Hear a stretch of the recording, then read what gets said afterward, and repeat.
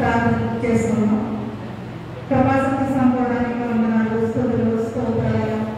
గత స్నేహ సమాజం కోరిక నుంచి స్నేహ సమాజం కోరిక వరకు మీరెక్కడైనా మమ్మల్ని భద్రపరుచుకుని ఈ రాత్రి కావాల సమయంలో మీ పాద సన్నిధానంలో మేమందరం కూడా కూడుకోవడం ఇంత గొప్ప ధన్యకరమైన జీవితాన్ని దయచేసిన విధానం బట్టి మీకే వేలాది స్తుతులు, స్తోత్రాలు ప్రభావ. ఈ దినాన్ని చూడలేని ఎంతో మంది బిడ్డలు కాలగర్భంలో కలిసిపోయిన మమ్మల్ని మాత్రం నీ ఉచితమైన కృప చేత, నీ ఉచితమైన ప్రేమ చేత సజీవ లెక్కలోని పాదాలను నిలబెట్టించిన విధానం బట్టి నీకే వేలాది స్తుతులు, స్తోత్రాలు ప్రభావ. స్త్రీ అబలంగా ఉండకూడదు, స్త్రీ శక్తిహీనురాలుగా ఉండకూడదు, స్త్రీ శాతాను ప్రలోభానికి లొంగిపోకూడదు. ఆనాడు అమ్మమ్మ ఎలా అయితే శాతంలో కూరుకొని పాపంలో కూరుకొని మరణంలోనికి కొనుక్కోబడిందో ఈనాడు నా బిడ్డలందరూ కూడా అటువంటి స్థితిలోనికి వెళ్ళిపోకుండా నేను ఇచ్చి గొప్ప ధన్యకరమైన జ్ఞానాన్ని నా బిడ్డలందరూ కూడా పొందుకోవాలని గొప్ప ఉద్దేశంలో గొప్ప తలంపుతో స్త్రీలకు మాత్రమే స్త్రీల సమాజ కోరికలు ఏర్పాటు చేసి ఉండగా మరి ప్రతి ఒక్క బిడ్డ కూడా నా యేసయ్య నాకిచ్చినటువంటి ఇంత గొప్ప సమయాన్ని నేను ఎందుకని అర్థం చేసుకోవాలి, నేను ఎందుకని నిర్లక్ష్యం చేయాలి, నా యేసయ్య ఇచ్చిన సమయం నా యేసయ్య పాదాల చెంత గడపాలని గొప్ప ఉద్యోగంతో గొప్ప తలంపుతో ప్రతి ఒక్క బిడ్డ కూడా వేగిపడి నీ పాదాల చెంతకు వచ్చి నీ పాదాల చెంత మమ్మల్ని గొప్ప ధన్యకరమైన జీవిత విధానంలోని ప్రతి ఒక్క స్త్రీని కూడా నడిపించమని, ఇంకా ఎవరైతే నీ సన్నిధానంగా రావాలని ఆశపడుతున్నారో సిద్ధపడుతున్నారటువంటి బిడ్డలను నీ పాద సన్నిధానానికి రప్పించమని, ఈ ప్రార్థన వరకు అంతం వరకు నీవే మా మధ్యలో ఉండండి, నడిపించమని నీకు మాత్రం మా ప్రభు యేసుక్రీస్తు నామములో అడిగి వేడుకొనుచున్నాము తండ్రి. ఆమేన్. నీతి సూర్యుని వెలుగుము, దీన మనసును వెలిగి దివ్య సేవను చేతుము. నేను నా ఇంటి వారు నీతి సూర్యుని వెలుగుము. అనుదినమును ప్రభునిదనచు అలయకను ప్రార్థింతుము. అనవరతమా ప్రభుని చిత్తం ననుకరింతుము పనులలో. నేను నా ఇంటి వారు నీతి సూర్యుని వెలుగుము. వేదవాక్య పఠనమందు విసుగు చెందకముందుము. వేదవాక్య పఠనమందు విసుగు చెందకముందుము.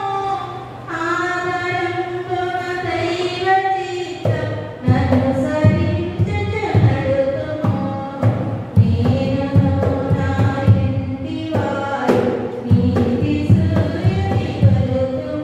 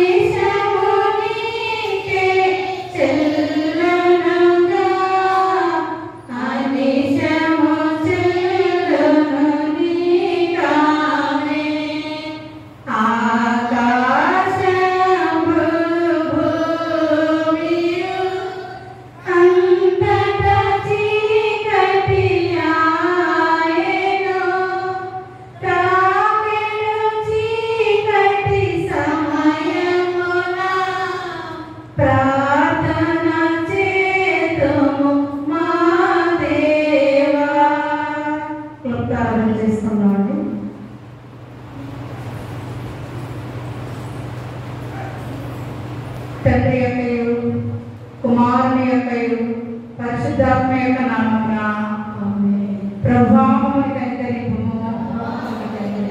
క్రీస్తు మమ్మల్ని కనికరింపుము. ప్రభువా మమ్మల్ని కనికరింపుము. అందరం కలిసి అపోస్తల విశ్వాస ప్రమాణాన్ని మన విశ్వాస ప్రమాణంగా దేవుని ఎదుట ఒప్పుకున్నామని. భూమి ఆకాశములను సృష్టించిన సర్వశక్తి గల తండ్రి అయిన దేవుని నమ్ముతున్నాము. ఆయన ఏక కుమారుడును మన ప్రభువైన యేసుక్రీస్తును నమ్ముతున్నాము. ఈయన పరిశుద్ధాత్మ వలన గర్భమున ధరింపబడి కన్య అయిన సిలువ వేయబడి చనిపోయి సమాధి చేయబడినని అదృశ్య లోకంలోనికి దిగినని చనిపోయిన వాళ్ళ నుండి మూడవ దినమున లేచి పరలోకమునకు ఎక్కి సర్వశక్తి గల తండ్రి అయ్యు దేవుని కుడి చేతి వైపున కూర్చుని ఉన్నాడని సజీవులకును మృతులకును తీర్పు చేయటం నుండి వచ్చిన నీవు నమ్ముతున్నాను. పరిశుద్ధాత్మ నమ్ముతున్నాను. పరిశుద్ధ క్రైస్తవ సంఘము పరిశుద్ధుల సహవాసమును పాపక్షమాపణయు శరీర పునరుద్ధానమును నిత్య జీవమును నమ్ముతున్నాను. ఆమేన్. అలాగే మీరు ఉన్నట్లయితే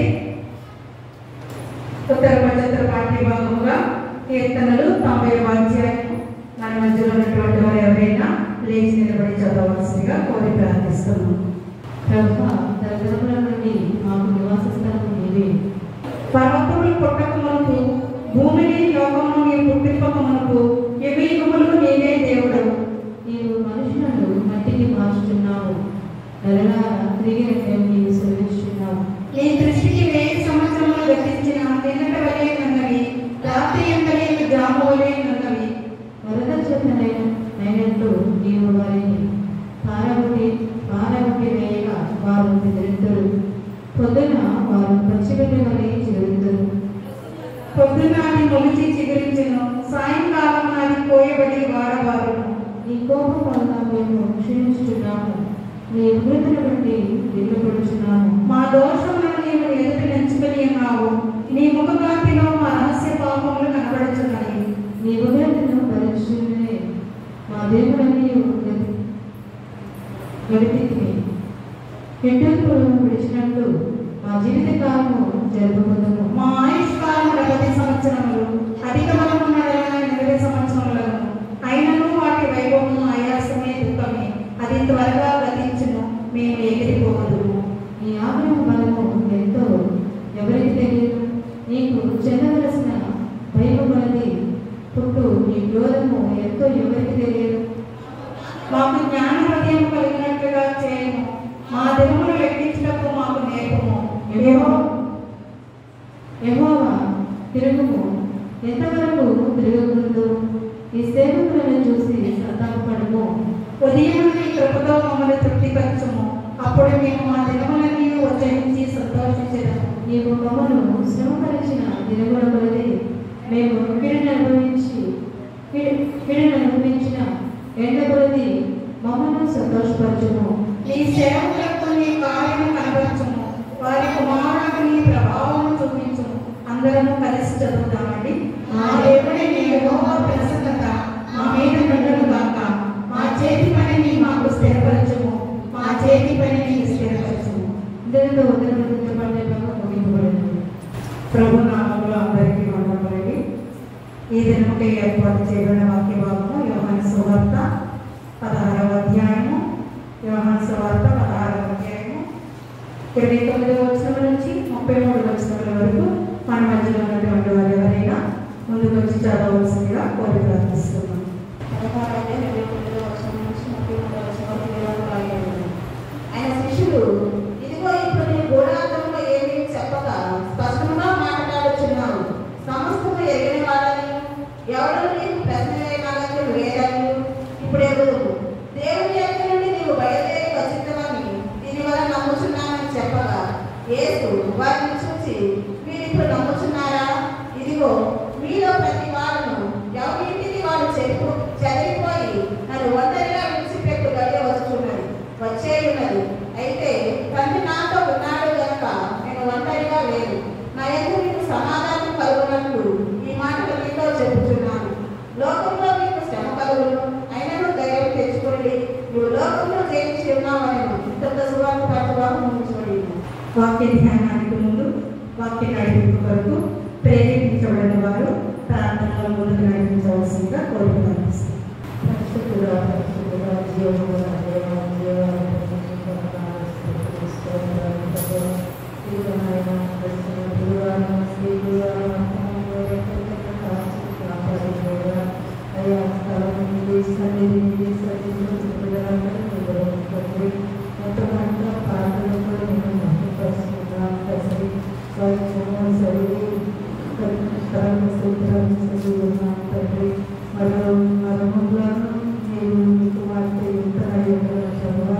మరియు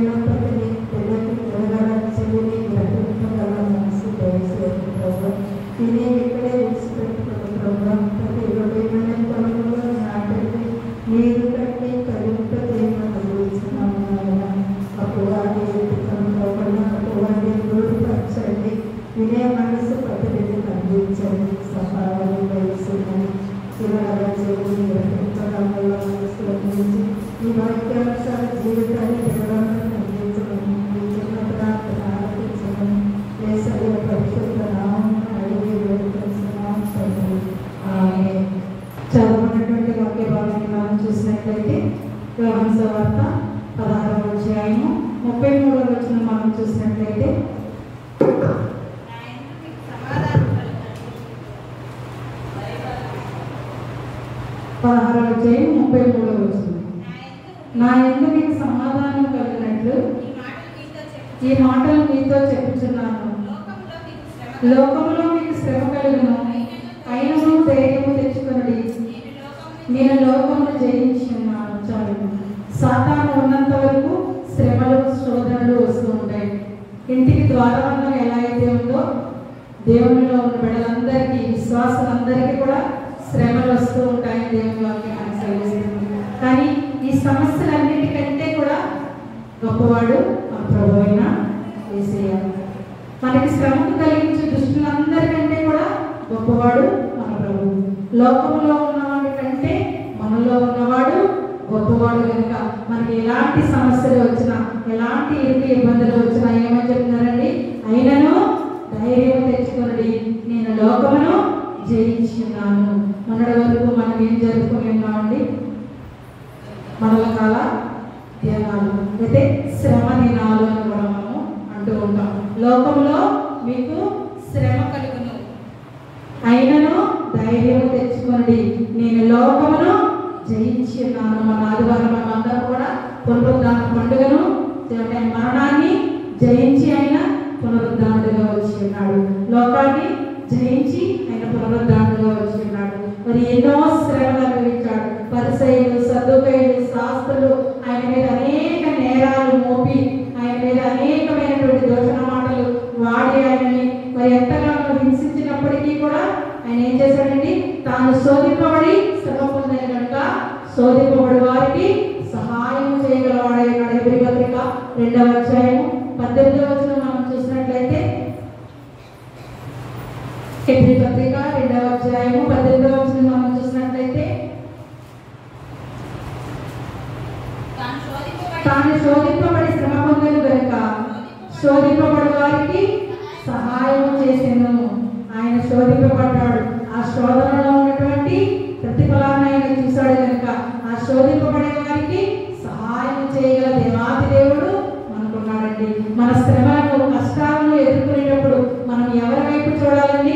లోకం వైపు చూస్తే లోకం ఎవరిది? అపవాది సంభవమైంది. మనం ఎవరి వైపు చూడాలండి? యేసు వైపు చూసేవారిగా ఉండాలి. యేసు లోకాన్ని జయించిన విజయము మన విశ్వాసమే కనుక మరి విశ్వాసము మనం ఆయన యందు మన విశ్వాసం అంటే సమస్తము మనకి సాధ్యమే కనుక మనం ఎవరిని ఎందుకు చూడాలి? సమస్యలు వచ్చినప్పుడు, శోధనలు వచ్చినప్పుడు, ఇరుకు ఇబ్బందులు వచ్చినప్పుడు మనం ఈ లోకం వైపు, ఈ లోక నివాసుల వైపు చూసినట్లయితే తాత్కాలికమైన ఉపశమనం మాత్రమే మనకి లభిస్తుంది. మనకి ముందు మనల్ని ఉపశమనం చేస్తూ ఉంటారు, వెనక వీరికి జరగాల్సిందేనని దూషణ మాటలు పలుకుతూ ఉంటారు. కానీ మనకి శ్రమలు, మనకి శోధనలు, మనకి కష్టాలు, ఇరుకులు, ఇబ్బందులు, వ్యాధి బాధలు ఏదైనప్పటికీ కూడా మనం ఎవరి వైపు చూసేవారిగా ఉండాలండి? దేవుని వైపు మాత్రమే చూసేవారిగా ఉండాలి. మరి మనమే ఎవరి వైపు చూస్తున్నాం? ఈ అంతకాల సమయంలో మనల్ని మనము పరిశీలన చేస్తున్నామండి. మనం ఏదో దేవుని వైపు చూసేవారిగా ఉన్నామా? లోకం వైపు చూసేవారిగా ఉన్నామా? ప్రతి స్త్రీల సమాజ కొడుకులో మనకి ఒక చక్కటి అంశాన్ని దేవుడు దయచేస్తూ ఉన్నాడు. ఈ దినాన్ని కూడా ఒక అంశాన్ని మనకి ఇచ్చేవాడు. శ్రమల ద్వారా ఆశీర్వాదాలు పొందుకుంటున్నావా?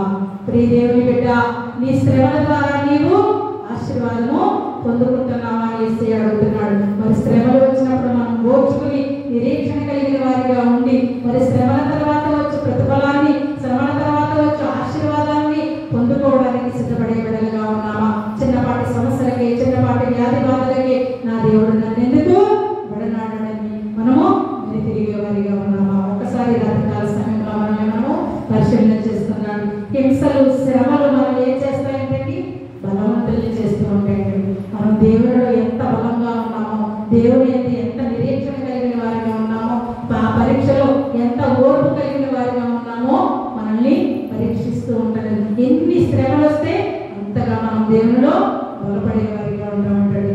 ఆత్మలో బలం గల వారిగా మనల్ని శ్రమలు మారుస్తూ ఉంటాయంటండి. మనం ఎంత ఎత్తుకు ఎదుగుతున్నామో, మనం ఎన్ని శ్రమలు మన దేవుల్లో ఎంతగా బలపడ్డామో అంతగా శ్రమలు వస్తూ ఉంటాయి. ఆ శ్రమలని, శోధనని మనం ఎప్పుడైతే జయిస్తామో అప్పుడే మనకేమొస్తుందండి?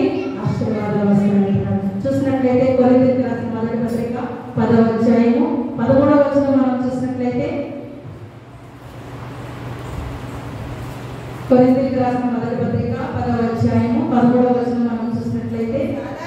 సాధారణంగా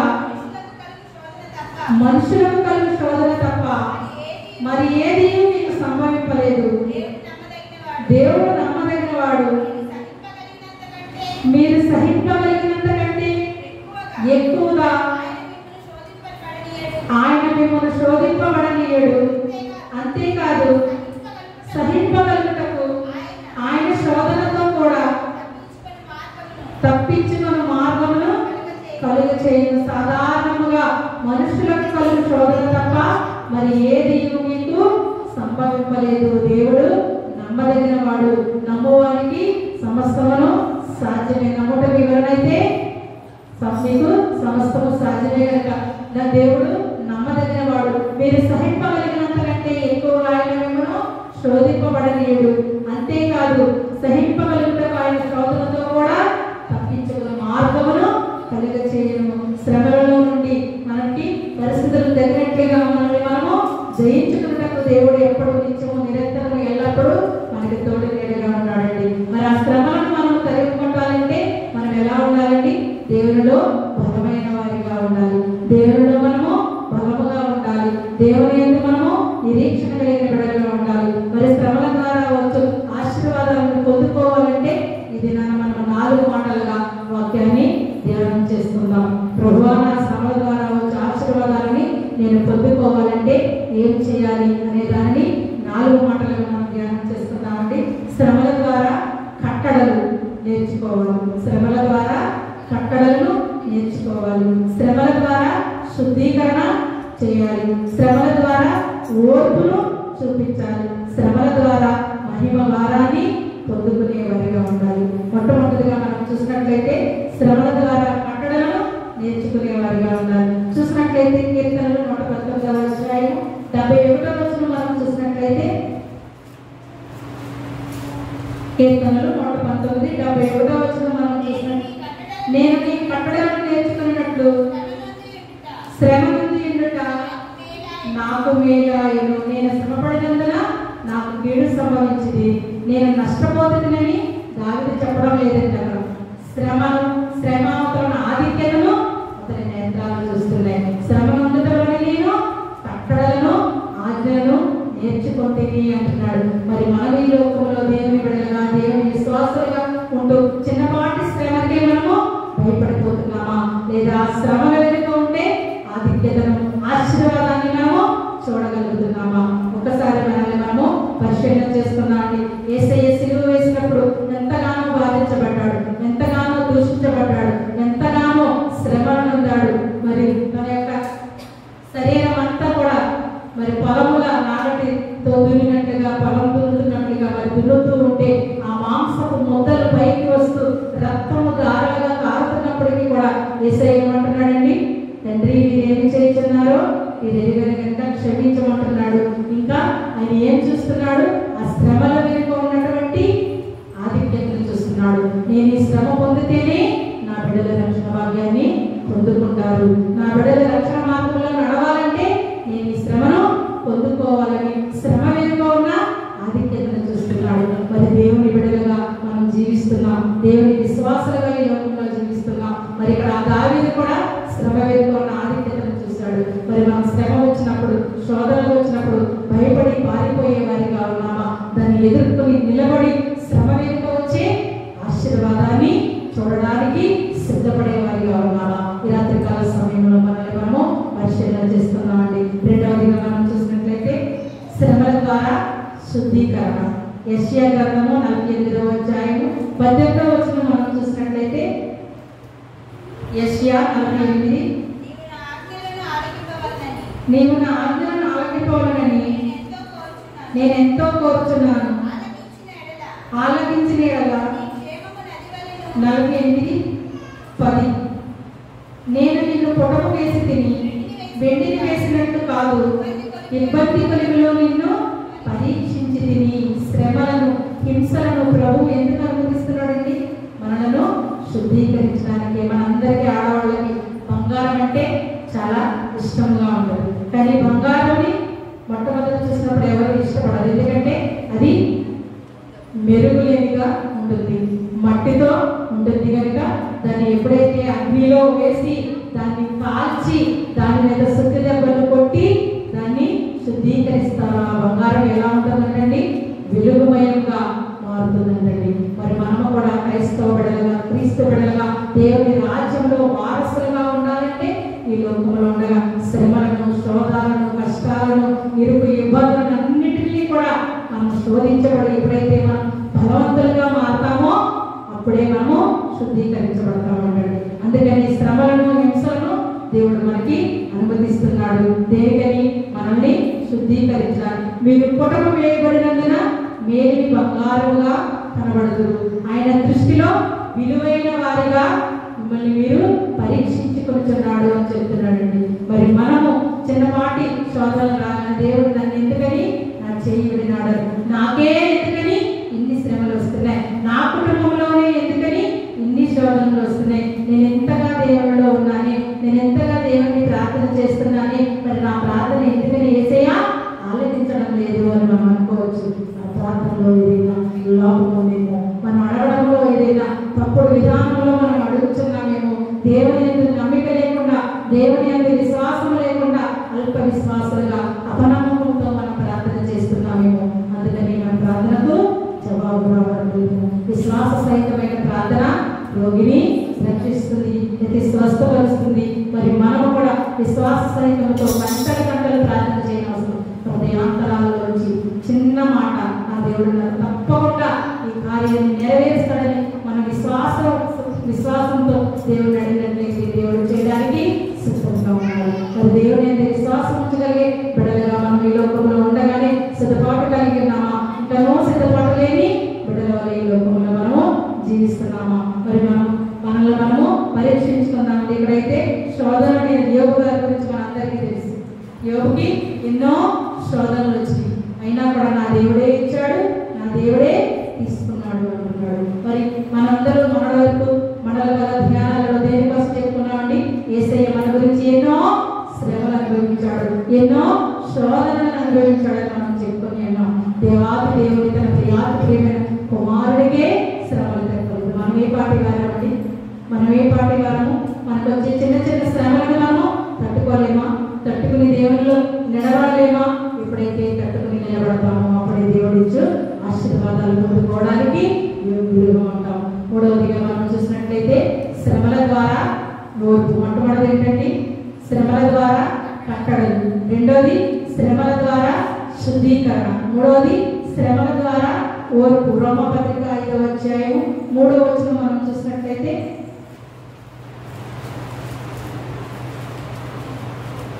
రోమపత్రిక 5వ అధ్యాయం 3వ వచనం మనం చూసినట్లయితే, అంతేకాదు శ్రమ ఓర్పును, ఓర్పు పరీక్షను, పరీక్ష నిరీక్షణను కలుగు చేయని ఎరిగి శ్రమల యందు అతిశయపడదు. చాలండి. అంతేకాదు శ్రమ ఓర్పును, ఓర్పు పరీక్షను, పరీక్ష నిరీక్షణను కలుగు చేయని ఎరిగి శ్రమల యందు అతిశయపడదు. ఓర్పు అనేది ఆత్మఫలాలలో ఒకటిగా మనము చిన్ననాటి నుంచే కూడా నేర్చుకుని ఉన్నాం. దీర్ఘశాంతం అని కూడా బైబిల్ మనకి వ్యాఖ్యానిస్తుంది. ఒక కాయ పండుగ మారాలంటే ఎలా మారుతుందండి? డైరెక్ట్ గానే పండుగ ఉంటుందా? అది చెట్టుకి వచ్చినప్పుడు ఆ చెట్టు ఎండ తగులుతుంది, మరి నీడ తగులుతుంది, గాలి విసురుతుంది, ఇంకను ఎన్నో ఆటుపోట్లు అది తట్టుకున్న తర్వాతనే అది పండుగ మారుతుంది. మరి మనము కూడా మన జీవితంలో ఆశీర్వాదాలు పొందుకోవాలంటే, మన జీవితం ఫలింపు జీవితంగా మారాలంటే మన జీవితంలో వచ్చిన శ్రమలను తట్టుకునే వారిగా ఉండాలి. మనము శ్రమల ద్వారా కట్టడలను నేర్చుకోవాలి, శ్రమల ద్వారా శుద్ధీకరణ కావాలి, శ్రమల ద్వారా ఓర్పును ప్రదర్శించేవారిగా ఉండాలి. మనం ఎప్పుడైతే ఓర్పును ప్రదర్శిస్తామో అప్పుడు మనం దేవుని ఆశీర్వాదాలు పొందుకుంటామండి. మరి మనందరం చెప్పుకొని ఉన్నాం మన మండల కాల ధ్యానాలు అంజూరపు చెట్టు గురించి. ప్రభువు బాగా ఆకలి అయినప్పుడు ఆయన దేని వైపు చూశాడండి? అంజూరపు చెట్టు వైపు చూశాడు. చెట్టు ఎలా కనిపిస్తుందంటండి? పచ్చగా, చాలా అందంగా నిగనిగలాడుతూ కనిపిస్తుందంటండి. మరి క్రైస్తవ బిడ్డలుగా, క్రీస్తు బిడ్డలని చెప్పుకుంటున్నా మనము కూడా పై మెరుగులతో అలాగే కనిపిస్తున్నాం. కానీ హృదయంలో ఫలింపు లేని జీవితాలతో మనము జీవిస్తున్నామేమో. ఒక్కసారి ఈ యొక్క స్త్రీల సమాజ కొడుకులు మనం అందరం కూడా మన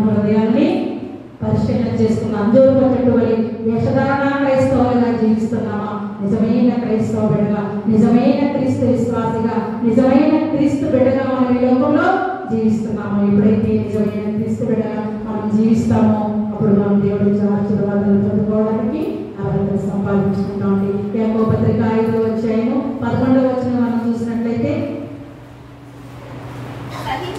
సహించిన వారిని ధనులను కొంచున్నాము కదా, మీరు యోబు యొక్క సహనమును గూర్చి వింటిరి. ఆయన ఎంతో జాలియు కనికరమును కలవాడని మీరు తెలుసుకుంటేది. చాలండి. శ్రమలను అనుభవించుండగా యోబు ఎంతో సహనం మాత్రమే కాదండి, ఆయన దీర్ఘశాంతాన్ని కూడా చూపించాడు. ఎంతో ఓపికలు చూపించాడు. తన శరీరం అంతా కూడా కుళ్ళిపోయి కుషించిపోయి మరి చెడు వాసన వస్తున్నప్పటికీ కూడా ఆయన మాత్రము దేవుణ్ణి ఒక్క మాట కూడా లేదు. అంత శ్రమ అనుభవిస్తున్నప్పటికీ నువ్వు దేవుణ్ణి తిట్టి మరణము కారాదా నీ భార్య చెప్తున్నప్పటికీ కూడా నా దేవుడే ఇచ్చాడు, నా దేవుడే తీసుకున్నాడు, ఆయన చిత్తమైతే మరలా నా దేవుడే నాకు సమస్తాన్ని చేకూరుస్తాడని ఎంతో సహనంతో ఓర్పుతో ఉన్నాడు. మరి ఈ లోకంలో మనం ఎలాంటి ఓర్పుతో జీవిస్తున్నాం? సిలువలో కూడా యేసయ్య మన రక్షణ కొరకు, మన రక్షణ లభించే వరకు కూడా ఎంతో ఓర్పుతో ఎన్నో శ్రమలను ఆయన అనుభవించాడు. ఆయన శ్రమల ద్వారా మనకు రక్షణను అనుగ్రహించాడు. మరింత గొప్ప రక్షణ తీసుకున్న మనము ఎలాంటి బిడ్డలుగా ఈ లోకంలో జీవిస్తున్నాం? ఈ రాత్రికాల సమయంలో మనము పరిశీలన చేసుకున్నామండి. చివరిగా మనం చూసినట్లయితే మొట్టమొదటి ఏంటండి? శ్రమల ద్వారా కట్టడలు, శ్రమల ద్వారా శుద్ధీకరణ, శ్రమల ద్వారా ఓర్పు, శ్రమల ద్వారా మహిమ వారం. చూసినట్లయితే కొరింథీయులకు రాసిన 2వ పత్రిక 4వ అధ్యాయము 17వ వచనం మనం చూసినట్లయితే, మేము దృశ్యమైన వాటిని చూడగా అదృశ్యమైన వాటిని నిదానించి చూచుచున్నాము కనుక క్షణమాత్రముందు మా చొలకన ఈ శ్రమ మా కొరకు అంతకంతకు ఎక్కువగా నిత్యమైన మహిమ భారమును కలిగ చేయించున్నది. చాలండి. మేము దృశ్యమైన వాటిని చూడగా అదృశ్యమైన వాటిని నిదానించి చూచుచున్నాము కనుక మా చొలకన ఈ శ్రమ మా కొరకు అంతకంతకు ఎక్కువగా నిత్యమైన మహిమ భారమును కలుగ చేయించున్నది. శ్రమలను సహించుతుండగా మన కన్నులు ఎవరి వైపు చూస్తూ ఉండాలండి? పరలోకం వైపు, దేవుని రాజ్యం వైపు, దేవుని వైపు మనము చూస్తూ ఉండాలి. నిత్యమైన మహిమ భారం గురించి తలంచుచు శ్రమలను సహించుచు మనము దేవునిలో ఇంకనూ బలము పొందుకునే బిడ్డలుగా ఉండాలి. కానీ మనం ఏం చేస్తున్నామండి? చిన్నపాటి సమస్యలు రాగానే, చిన్నపాటి శ్రమలు రాగానే ఈ లోకం వైపు చూస్తున్నాం, ఈ లోకాన్ని ఆశ్రయిస్తున్నాం. అందుకని ఇంకనూ ఎక్కువగా మనము శ్రమాన్ని పొందుకుంటున్నామని దేవుని వాక్యం సెలవిస్తుందండి. మన ఎడల ప్రత్యక్షం బాబు మహిమ ఎప్పటికీ కూడా శ్రమలు ఎన్నదగినవి కావు కనుక శ్రమలను సహించడానికే ప్రభు యొక్క జీవ కిరీటం వస్తుంది, వాడబారని కిరీటం వస్తుంది, మహిమ కిరీటం కూడా ఇస్తానని దేవుడు వాగ్దానం చేస్తున్నాడు. వాగ్దానం చేసిన దేవుడు నమ్మదగిన వాడు కనుక యాకోబు పత్రిక 1వ అధ్యాయము 12వ వచనం మనం చూసినట్లయితే, యాకోబు పత్రిక 1వ అధ్యాయము 12వ వచనం మనం చూసినట్లయితే, శోధన సహించేవాడు ధన్యుడు, అతను శోధనకు నిలిచిన వాడే ప్రభు తను ప్రేమించే వారికి వాగ్దానం చేసిన జీవ కిరీటమును పొందుదును. సిలువ లేనిదే సింహాసనం లేదండి. శ్రమ లేకుండా మనము పరలోకము చేరలేము. కాబట్టి శ్రమ లేని మనం ఏం చేయాలండి? ఆనందించాలి, ఉత్సహించాలి, సొమ్మశిలగా నిత్య రాజ్యం వైపు చూసేవారిగా ఉండాలి. మరి అప్పుడే మనము దేవుని యొక్క రాజ్యంలో వారసులు అవ్వడానికి మనం సిద్ధపడేవారిగా ఉంటాం. మరి మన శ్రమలు మనల్ని ఎలా ఉంటాయంటే చూసినట్లయితే కొరింథీయులకు రాసిన 2వ పత్రిక 1వ అధ్యాయము మత్తయి సువార్త 16వ అధ్యాయం 24వ వచనం మనం చూసినట్లయితే, అప్పుడు యేసు తన శిష్యుల వైపు చూచి, ఎవడైనా నన్ను వెంబడింపబడని ఎడల తను తాను ఉపేక్షించుకుని తన శిలువను ఎత్తుకుని నన్ను వెంబడింపవలెను. మరి ఇంకా మనం చూసినట్లయితే చదవద్దు కానీ, మీ శ్రమల మార్గంలో నడిచిన కొలది దేవుని ఆదరణ పొందుతున్నారు, అంతేకాదు ఇతరులను ఆదరించే శక్తి గలవారు అవుతున్నారు. దేవుడు మమ్మల్ని ఏ ఆదరణతో ఆదరిస్తున్నాడో ఆదరణ ఎట్టి శ్రమలో ఉన్నవారినైనా ఆదరించడానికి శక్తి గలవారు ఉన్నట్లు మా శ్రమ అంతటిలోని మమ్మల్ని ఆదరించుతున్నాడని దేవుని వాక్యం సెలవిస్తుంది. మరి చికట మన్నుగా మట్టిగా ఉన్న మన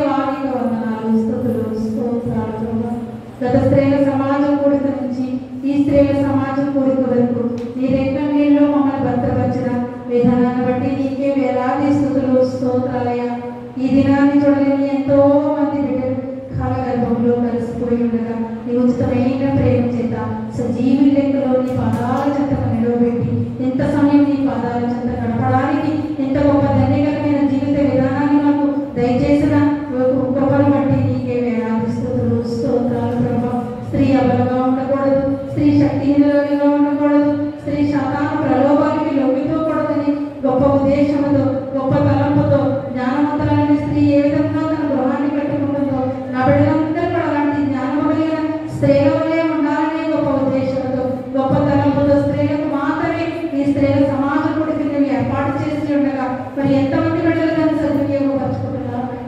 ఎంతమంది బిడ్డలు దాన్ని దుర్వినియోగపరచుకుంటున్నారు?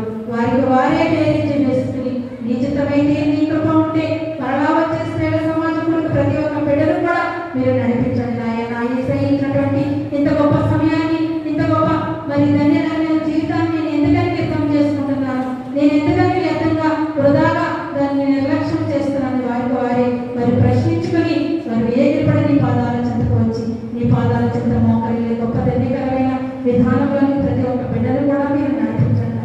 ప్రతి స్త్రీల సమాజం కొడుకులో ఒక చక్కటి అంశాన్ని మాకు దయచేస్తూ ఉన్నాము నాయన. ఇదేనా కూడా ఒక ప్రశ్నతో ఉన్నటువంటి అంశాన్ని మాకు అడుగుతున్నావు ప్రభా. నీ శ్రమల ద్వారా ఆశీర్వాదాలను పొందుకుంటున్నావా అని అడుగుతున్నావు ప్రభా. మరి శ్రమలను తట్టుకొని శ్రమలను మరి మేము నిరీక్షణ కలిగిన వారిగా ఉండి ఆశీర్వాదాలు పొందుకోవడానికి మరి అర్హత సాధించుకునే బిడ్డలుగా ఉన్నామా?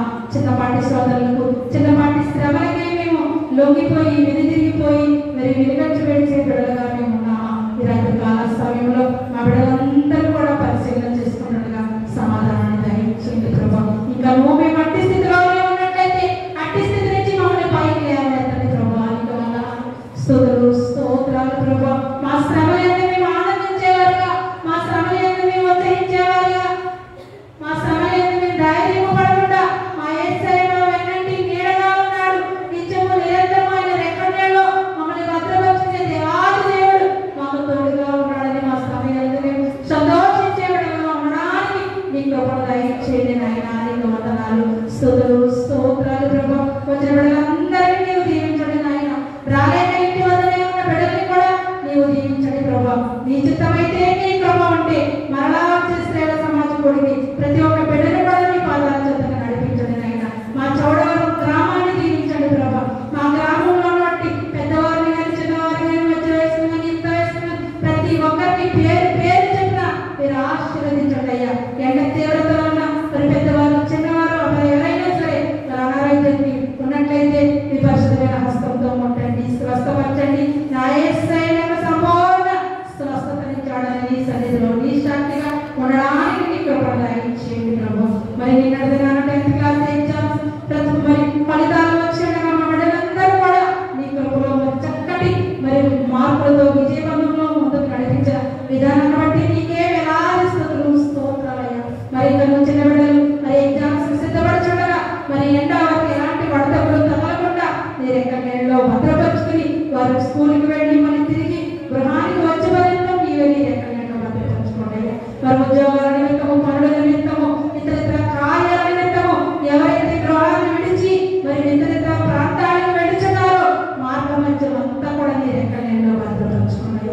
వారి మార్గానికి ముందుగా నీవే వెళ్ళి ఎత్తుపడాలు లేకుండా సరళం చేయండి నాయన. నీకు వందనాలు, స్తుతులు స్తోత్రాలు ప్రభా. తిరిగి అక్కడ గృహానికి వచ్చే పర్యంతము నీవే క్షేమకరమైన సుఖప్రమైన ప్రయాణం బిడ్డలకు దయచేయండి నాయన. నీకు వందనాలు, స్తుతులు స్తోత్రాలు ప్రభా. మా గ్రామంలో ఉన్నటువంటి గర్భిణీ స్త్రీలను మీరు జ్ఞాపకం చేసుకోండి. సుఖప్రసవాన్ని దారి తీయడానికి కృపను దయచేయండి. ప్రసవమైన బిడ్డలను జ్ఞాపకం చేసుకోండి. తల్లి బిడ్డలకు మంచి ఆరోగ్యాన్ని దయచేయండి. గర్భఫలము లేని బిడ్డలను జ్ఞాపకం చేసుకుని ఆ గర్భంలో ఎక్కడైతే లోటుపాట్లు ఉందో మీ పరిశుద్ధమైన హస్తంతో ముట్టండి, స్వస్థపరచండి. గర్భఫలము ఇచ్చి బహుమానముగా ఎంచబడుతున్న విధానాలను ఆ బహుమానాన్ని పొందుకోవడానికి నీ కృపను బిడ్డలకు దయచేయండి నాయన. నీకు వందనాలు, స్తుతులు స్తోత్రాలు ప్రభా. మా సంఘాన్ని దీవించండి. మా సంఘంలో ఉన్న ప్రతి కుటుంబాన్ని మీరు దీవించండి. ప్రతి కుటుంబంలో ప్రతి ఒక్క బిడ్డను పేరు పేరు చెప్పిన మీరు ఆశీర్వదించండి. ప్రతి కుటుంబంలో ఎలాంటి శాతాన్ని శోధనలు లేకుండా మీ ఆత్మలను వెలుగుతున్న ప్రతి కుటుంబాన్ని మేము పట్టించాము. ఇప్పుడు మరలా మేము తిరిగి మా గృహానికి వెళ్తుండగా క్షేమకరంగా మా గృహానికి నడిపించండి. నీ చిత్తమైతే నీ కృప ఉండి మేమందరం మరలా నీ పాద సన్నిధిలో కలుసుకునే పర్యంతము నీ రెక్కల నిండా మమ్మల్ని భద్రపరచుకోమని నీ కుమారుడు మా ప్రభువు యేసయ్య నామములో అడిగి వేడుకొనుచున్నాము తండ్రి. ఆమేన్. పరలోకమందున మా తండ్రి నీ నామం పరిశుద్ధపరచబడును గాక. నీ రాజ్యం వచ్చును గాక. నీ చిత్తం పరలోకమందు నెరవేర్చినట్లు భూమి యందును నెరవేరును గాక. మనది ఆహారం నేడు మాకు దయచేసి బడుల అపరాధం చేసిన వారిని క్షమించిన ప్రకారం అపరాధములను క్షమించు. చోదకులకు ఏకాదశిని తప్పించు. రాజ్యమును శక్తియు మహిమయు నిరంతరము నీవై ఉన్నావు తండ్రి. ఆమేన్.